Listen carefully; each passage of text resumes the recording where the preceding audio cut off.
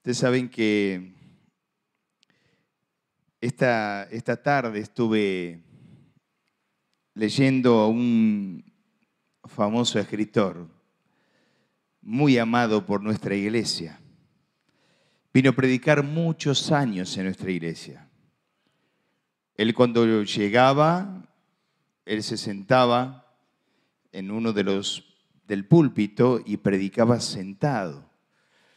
Era nuestro querido y amado Walter Bevan. Y don Walter Bevan decía estas palabras, decía: en tiempos de necesidad, recuerda que Dios es un hacedor de milagros. Los milagros ocurren cuando nuestra fe se encuentra con el poder de Dios.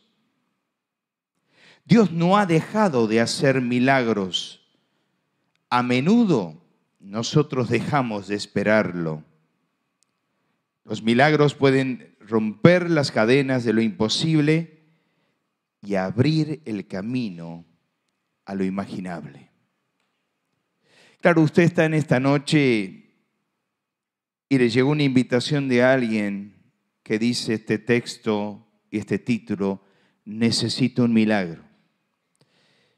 Y usted está con una vida secreta, donde está pasando un mal momento, donde necesita el milagro de Dios, donde no ha visto todavía el obrar de Dios, donde estamos atravesando por un túnel oscuro, tenebroso, angustiante, doloroso, donde necesitamos ver que Dios existe, donde necesitamos comprender que el Dios de la Biblia hoy también está vigente. Y yo quiero decirle que antes que empecemos a ver este milagro, que ninguno de nosotros tenemos poder para hacer los milagros, solamente Jesucristo. Él es el único que tiene el poder, la autoridad de la deidad para hacer y tener los atributos y poder hacer lo que solamente Dios puede hacer. Entonces yo quisiera que juntos vayamos a un milagro en la palabra de Dios.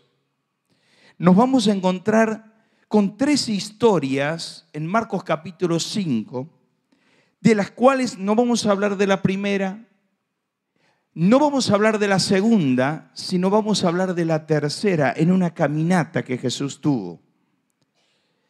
Y vamos a contemplar cómo Jesús sigue haciendo milagros si nosotros le dejamos actuar. Vamos a ponernos de pie para leer la palabra de Dios.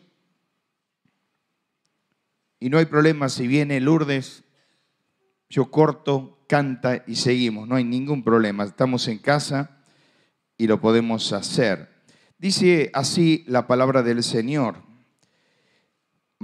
Marcos capítulo 5 dice: pasando otra vez Jesús en una barca a la otra ribera, a la otra orilla, se reunió alrededor de él una gran multitud, y él estaba junto al mar.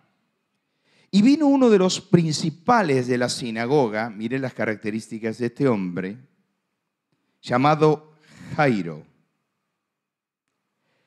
Y luego que le vio, se postró a sus pies y le rogaba mucho, diciendo: mi hija está agonizando. Ven y pon las manos sobre ellas para que sea salva y vivirá. Fue pues con él y le seguía una gran multitud y le apretaban. Verso 35. Mientras él aún hablaba, vinieron de casa del principal de la sinagoga diciendo: tu hija ha muerto, ¿para qué molestas al maestro? Pero Jesús, luego que oyó lo que decía, dijo al principal de la sinagoga: no temas, cree solamente.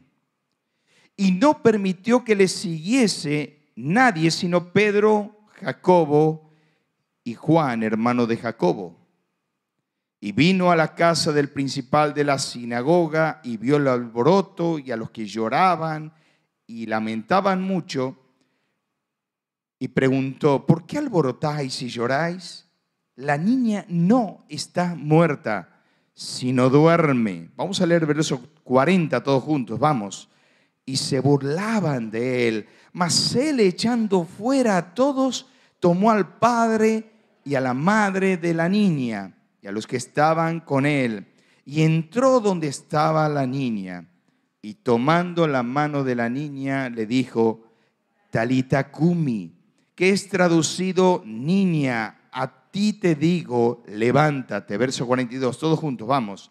Y luego la niña se levantó y andaba, pues tenía 12 años, y se espantaron grandemente, pero él les mandó mucho que nadie lo supiese, y dijo que se le diese de comer.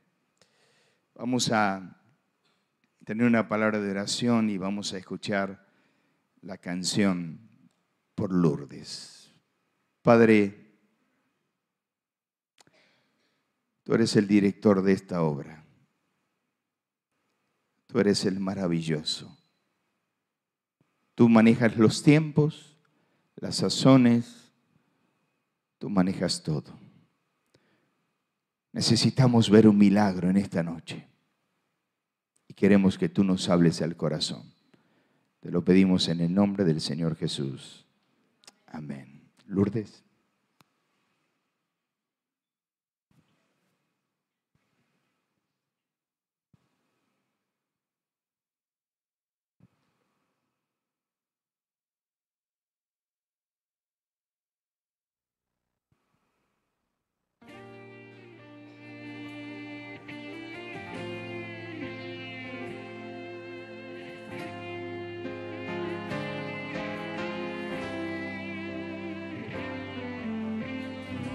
Maestro, necesito un milagro. Transforma hoy mi vida y mi estado. Hace tiempo que no veo la luz del día. Están tratando de sepultar mi alegría. Intentan ver mis sueños cancelados. Lázaro escuchó tu voz cuando aquella piedra se movió. Después de 4 días, él revivió. Maestro, no hay otro que pueda hacer aquello que solo tu nombre tiene el poder. Necesito tanto de un milagro. Remueve hoy mi piedra y llámame por nombre. Cambia mi historia, resucita mis sueños. Transforma hoy mi vida y haz un milagro en esta misma hora. Me llamas hacia afuera, resucítame. Maestro, necesito un milagro. Transforma hoy mi vida y mi estado. Hace tiempo que no veo la luz del día. Están tratando de sepultar mi alegría. Intentan ver mis sueños cancelados. Lázaro escuchó tu voz cuando aquella piedra se movió. Después de 4 días, él revivió. Maestro, no hay otro que pueda hacer aquello que solo tu nombre tiene el poder. Necesito tanto de un milagro. Remueve hoy mi piedra y llámame por nombre. Cambia mi historia, resucita mis sueños. Transforma hoy mi vida y haz un milagro en esta misma hora. Me llamas hacia afuera, resucítame. Tú eres la propia vida, la fuerza que hay en mí. Eres el Hijo de Dios, tú me llevas a vencer, Señor de todo en mí. Escucho ya tu voz, llamándome a vivir una historia de poder. Remueve hoy mi piedra,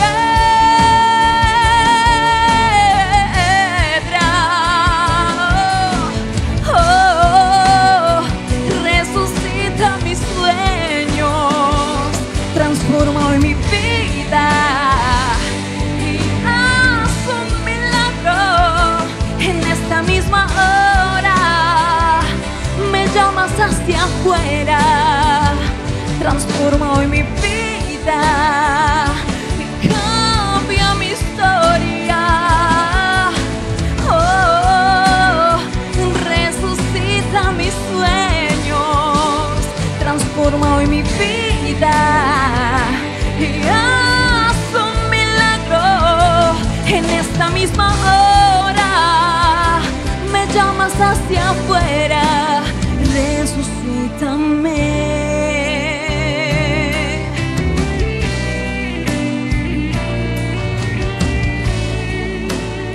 Resucítame.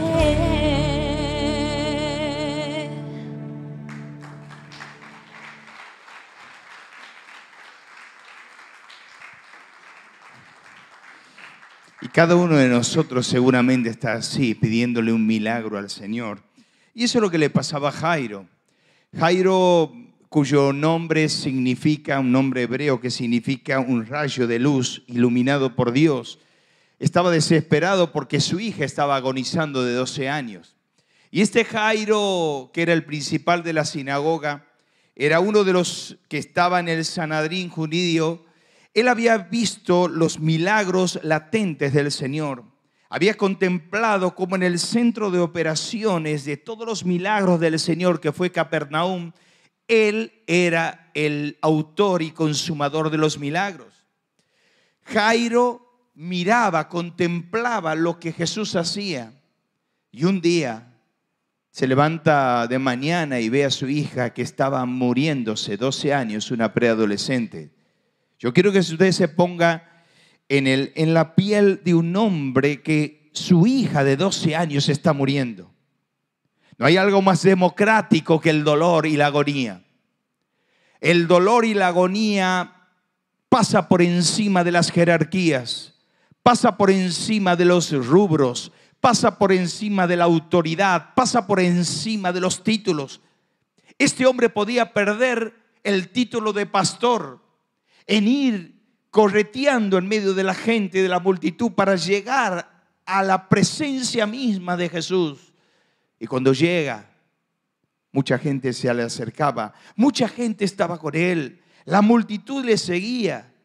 Y en medio de ellos había otra mujer, que era la mujer del flujo de sangre, que casualmente tenía 12 años de enfermedad, donde una hipermenorrea no la dejaba en paz. No había tiempo ni medicamentos para ese tipo de patologías en esa época. Y esta mujer toca el manto de Jesús y es sanada instantáneamente y se queda conversando con ella. Mientras tanto, Jairo, desesperado, le pedía que vuelva, que hable, que venga a su casa. Y en un momento un hombre que estaba allí le dice: no te hagas problema, ¿por qué molestas al maestro? Tu hija ha muerto. Y cuando Jesús escucha esto, le dice: Jairo, tu hija no ha muerto. Tu hija duerme y hay que despertarle. Entonces van a la casa y ahí donde yo quiero ver 3 escenas dentro del episodio maravilloso que tenemos en la palabra de Dios, que es: necesito un milagro. El primer episodio es un dolor preocupante. Ahora, ¿por qué un dolor preocupante? Porque este hombre estaba desesperado. Yo no sé si tengo en mi auditorio gente que ha pasado por desesperación, partidas de seres queridos, enfermedades que no tienen solución, donde los médicos se tocan la cabeza, hacen junta médica porque no hay una solución para la patología, donde la depresión se ha apoderado del corazón. Bueno, Jairo estaba así. Jairo estaba agonizando junto a su hija. Un padre dijo cuando su hija estaba enferma: yo pediría que me den la pastilla que le dan a mi hijo para que yo tenga la enfermedad y no ella. Es que eso es lo que siente un padre.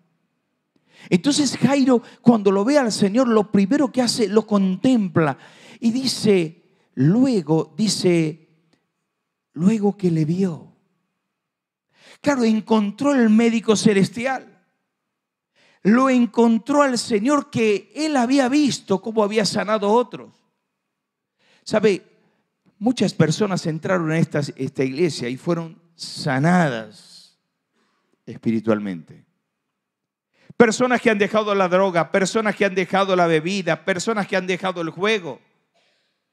Personas que muchos de ellos tenían sus matrimonios destruidos, muchos no se habían casado. Hoy están sentados en su juicio cabal.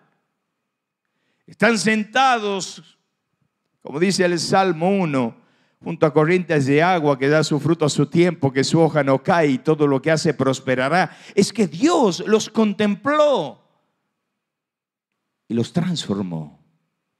Este hombre lo que hizo es contemplar a Jesús, pero no solo lo contempló, sino que se humilló delante de Jesús. Él no podía hacer eso. La cultura judía decía que un hombre en primer lugar no podía correr porque era un papelón. Pero si era un principal de la sinagoga, tenía que ser ejemplo ante muchas personas porque era el pastor de la sinagoga. Aparte, él no era un pastor de Nazaret. Él no era un líder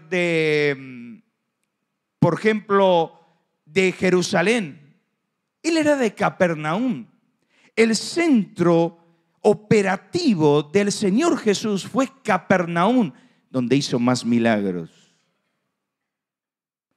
Y a él no le interesó nada. Él se fue y se postró, se humilló, porque necesitaba de Dios. Pero no solo esto, sino que le confesó y le rogaba diciendo: mi hija está agonizando. Cuando venimos a Dios, usted no puede ocultar sus falencias, sus debilidades, sus pecados. No los puede ocultar. Es como ir al médico y no contarle la sintomatología que tiene. Es como ir al abogado y no saber y no contarle todas las deudas que tiene. O ir al contador. Este hombre le confesó al Señor el drama de su vida. ¿Qué es confesar? Es decir lo mismo que Dios. Es decirle: yo necesito, Dios, voy a decir lo mismo que vos. Yo soy un pecador. Yo necesito de un Dios.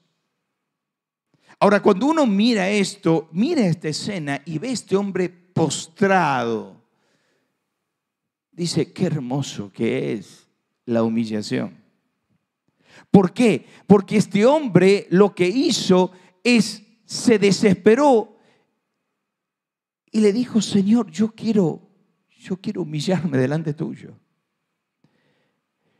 Si hay algo que Dios no tolera, es la soberbia. Dice la Biblia que Dios resiste a los soberbios y le da gracia a los humildes. ¿Qué significa resiste a los soberbios? Vos no podés venir ante Dios, ante un problema, frente a Dios, para decirle: Dios, yo tengo todo solucionado, pero vengo porque me dijeron que venga. Vos tenés que venir con un corazón abatido, con un corazón contrito, con un corazón humillado. Y como dice el Salmo 51, 10, dice: al corazón contrito y humillado tú no lo desprecias. Desesperado vino este hombre a Jesús. Ahora la pregunta de esta noche es: ¿cuál es tu agonía? Porque él estaba con un problema de agonía y muchos agonizan por el pecado. Claro, el pecado entró por un hombre y así pasó a todos los hombres, por cuanto todos pecaron y están destituidos de la gloria de Dios. Te voy a ser bien claro en esta noche. No existe, escucha bien, no existe un quitamancha que pueda quitarte la marca de tu pecado que la sangre de la cruz de Cristo. Es el único quitamancha que puede limpiarte de las marcas del pecado. Es la cruz de Cristo y la sangre de Cristo. Cuando uno va a Jeremías capítulo 2, verso 22, dice el profeta allí: aunque te laves con lejía y amontones jabón sobre ti, la mancha de tu pecado estará sobre tus hombros. Cada uno de nosotros siente que no somos pecadores porque hemos pecado. Somos pecadores porque somos por naturaleza pecadores.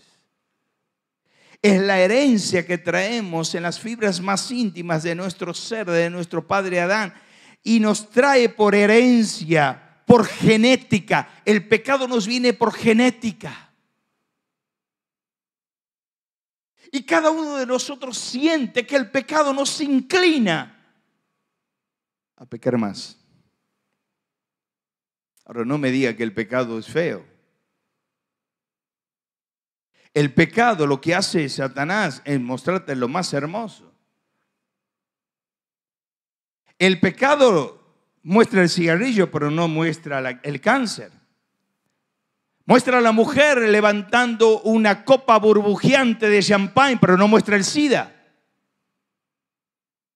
Muestra la mesa de juego en un casino, el más fastuoso que puedas conocer de la vida, pero no muestra las consecuencias de perder la casa, tu auto, tus bienes, tu familia.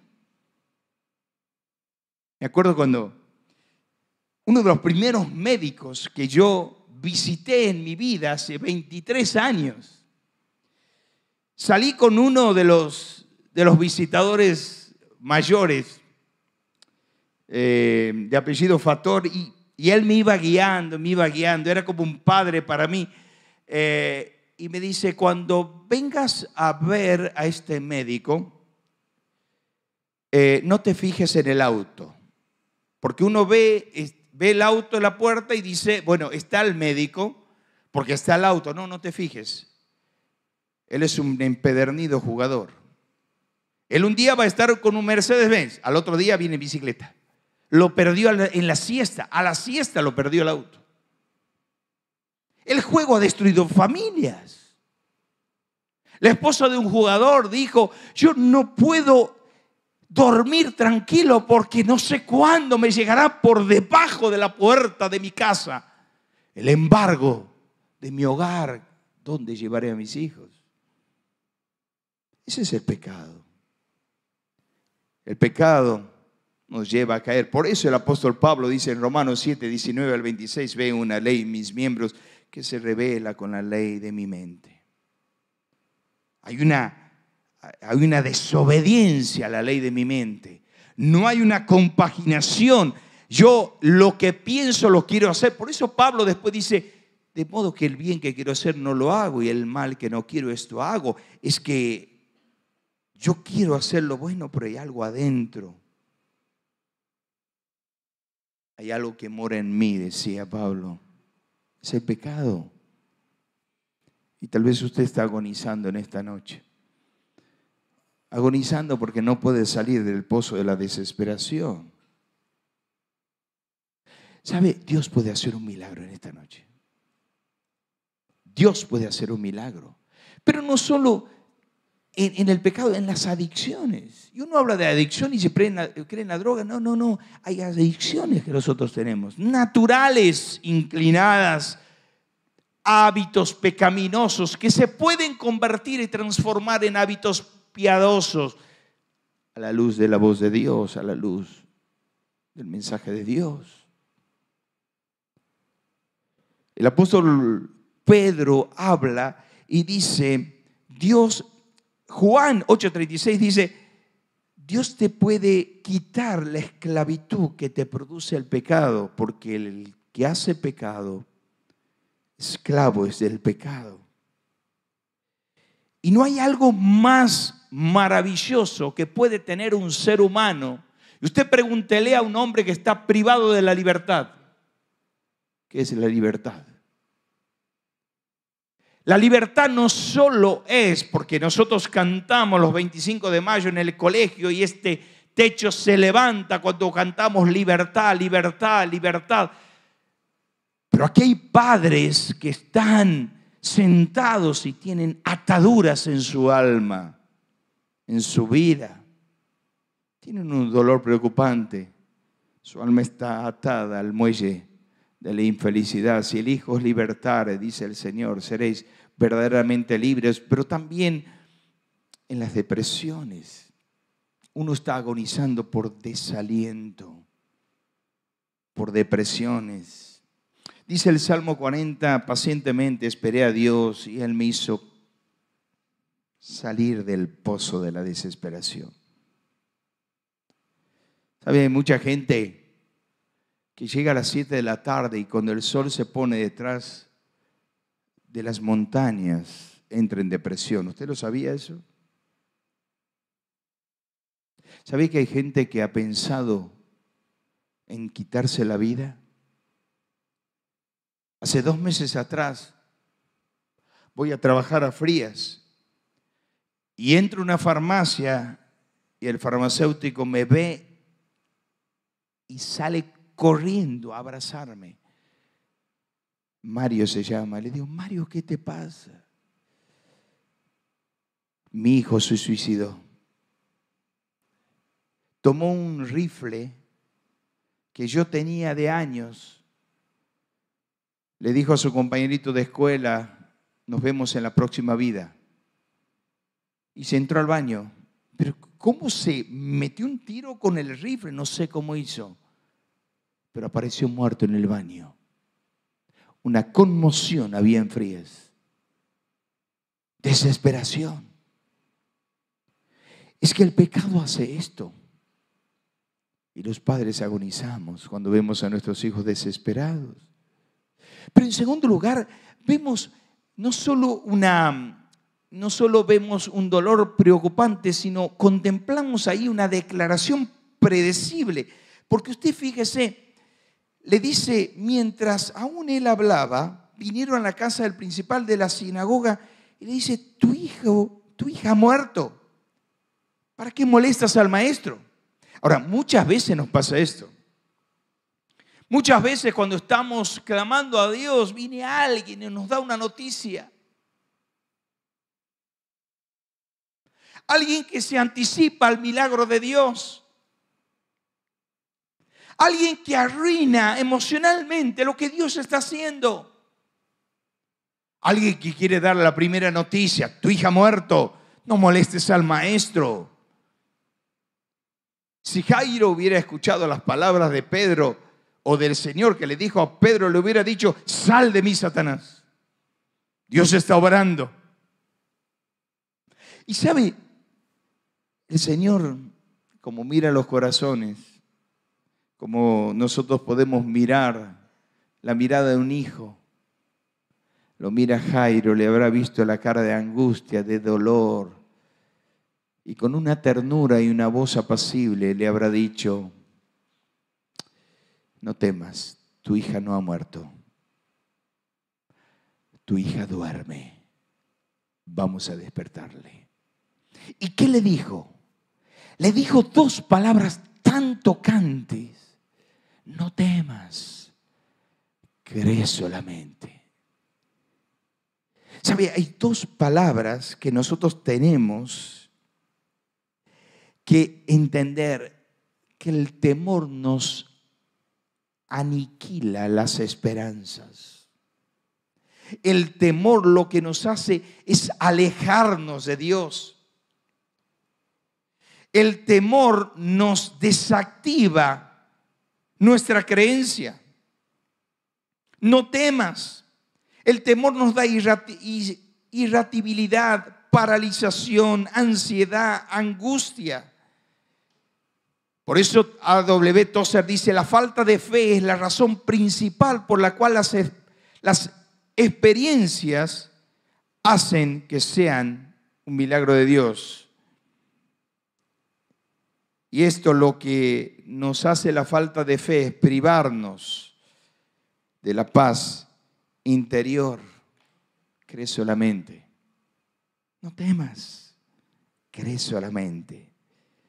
Juan 5:24 dice, si el que oye mi palabra y crea al que me envió, tiene vida eterna. Tú has venido con temor en esta noche, pero Jesucristo te dice, no temas, quita el temor. Cree, Dios puede hacer un milagro en tu vida, pero debes creer. Como esta mañana decía, yo no tengo que mirar mis debilidades, mis flaquezas, no tengo que mirar las circunstancias, porque voy a decir, no puedo. Yo tengo que mirar al Dios de la palabra para decir, todo lo puedo en Cristo que me fortalece. Y Dios hace el milagro en su voluntad. Dios sabe lo que hace. Muchas veces nosotros tenemos la tentación de decir, Señor, por favor, dame un guión de la película de mi vida. Yo quiero escribirla. La vas a arruinar. La vas a arruinar. Ahora, ¿en qué debes creer? En la cruz de Cristo. En la salvación está en la cruz de Cristo. La salvación está en el Cristo del Calvario que murió por tu vida, que resucitó al tercer día, que quiere entrar en tu corazón. Pero ¿qué tienes que hacer vos? Arrepentirte de tus pecados y venir como este Jairo y decirle, Señor, yo me arrepiento, yo te necesito, yo quiero que me cambies, me transformes, que hagas un milagro en mi corazón. Y Dios lo va a hacer. Termino con la demostración portentosa, porque esto es para hacer una película de Netflix. ¿Por qué? Cuando llega el Señor, estaban las planideras. ¿Quién eran las planideras? Miren, el 30 de mayo de 1961 murió Rafael Trujillo. Estuve en República Dominicana y me contaron cómo era este dictador, Rafael Trujillo Molina. Tremendo. Cuando él murió, pagaban 5 pesos dominicanos a las planideras. ¿Quién eran las planideras? Eran las lloronas. Le pagaban a lloronas. Cuanto más tenía dinero el hombre, más lloronas tenía. Entonces entraban y uno entraba y lloraba y lloraba. Pero aquí tenemos para ser dulce con las lloronas. Entonces entra y estaban todos llorando. Y el Señor se pone y se enoja. Dice, ¿por qué alborotáis y lloráis? La niña no está muerta, duerme. Y tomó al padre. Y tomó a sus discípulos. Y se fue al dormitorio. ¿Y qué le dijo a la niña? Talita cumi.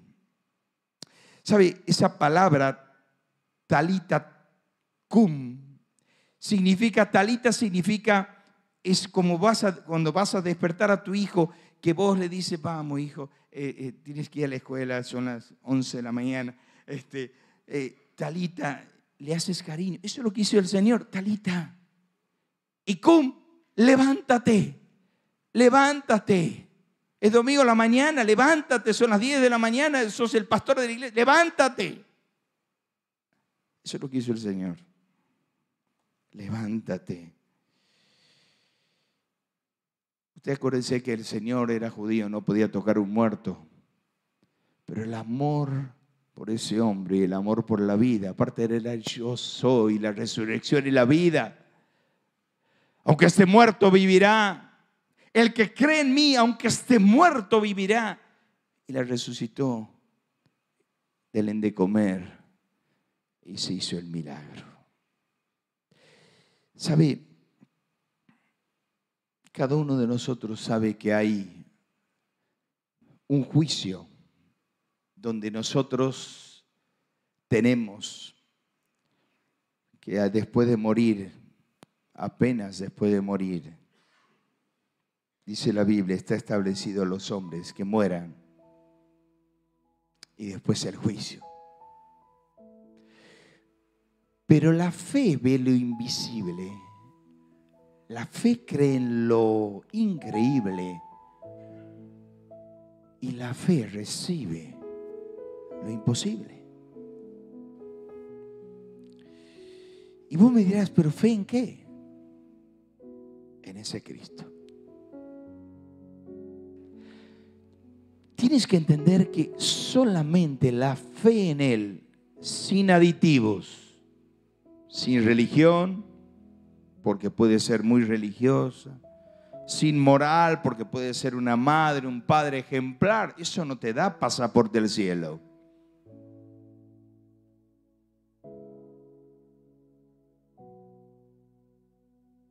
Y tal vez seas una devota cristiana a tu manera. Como algo decía en esta mañana, yo puedo agarrar, no tengo el celular aquí, pero puedo editar el celular a mi manera, puedo manejar a Dios a mi manera, hacer mi Dios a mi manera. No es a mi manera. Dios no es un celular que yo lo edito y lo programo como la computadora. Dios es Dios. Yo para creer y para seguir a Dios tengo que seguir los basamentos de la palabra. Solamente tengo que creer. Arrepentirme y creer en ese Cristo. Y decirle, Señor, sálvame. Perdona mis pecados. Yo quiero que me resucites. Yo quiero que me salves. Yo quiero que me perdones. En los Estados Unidos hicieron una convención de la ley del más fuerte. Entonces estaban todos los eruditos ahí, todos los hombres de cultura. Entonces dice, el más fuerte de todos es la montaña. La montaña es lo más fuerte que hay. ¿Quién es más fuerte que la montaña? Alta, imponente. Viene otro erudito y dice, no, lo más fuerte es el acero. Porque el acero atraviesa la montaña. Viene otro erudito de otro país y dice, no, lo más fuerte es el fuego, porque el fuego derrite al acero.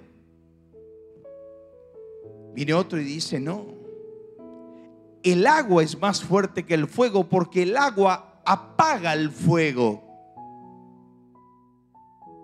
Viene otro erudito, un filósofo, dice, no, señores, damas y caballeros, las nubes son más fuertes que el agua, porque las nubes embolsan el agua.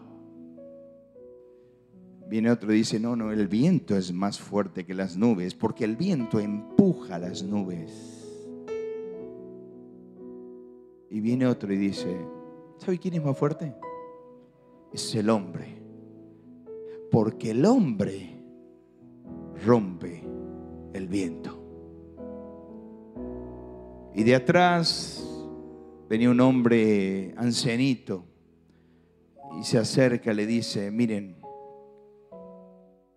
el más fuerte que el hombre es la muerte. Vamos a preguntarle a la muerte. Y se acercaron a la muerte. Allí estaba sentada la muerte, cabizbaja, caída. Y le dijeron, aquí estamos en una convención y todos dicen que usted, con respeto, dice que usted, la muerte, es lo más fuerte que hay. Queremos saber si es verdad. Y la muerte contestó, sí, por mucho tiempo fui la más fuerte. Pero un día visité a un hombre que lo llevé a la muerte. Pero ustedes saben, al tercer día resucitó. Así que ese hombre es más fuerte que todos. ¿Cómo se llama ese hombre? Jesús. Jesús. ¿Sabe, mi querido amigo? Jesús es el más fuerte de todo. ¿Por qué? Porque Él venció la muerte. Dios le levantó de entre los muertos, porque todos quedaron muertos. Y le dio vida, y nos da vida a todos los que le aceptan a Él en esta noche. Así que yo te invito a que cierres tus ojos, por favor, por un segundo, y le digas: Señor, yo quiero un milagro en esta noche. Yo quiero un milagro. Tú sabes mi angustia. Tú sabes mi dolor. Tú sabes mi vacío, mi depresión, mi adicción, mi pecado. Decir así: Señor, vengo y me postro delante de tu presencia. Ahora, perdona mis pecados. Me arrepiento de mis pecados. Creo que tú has muerto en la cruz del Calvario por mí. Decir así: creo que tú tomaste mi lugar en el Calvario. Sálvame, Señor. Haz un milagro en mi vida. Sálvame. Sálvame. Ahora sí, por unos segundos: Señor, sálvame.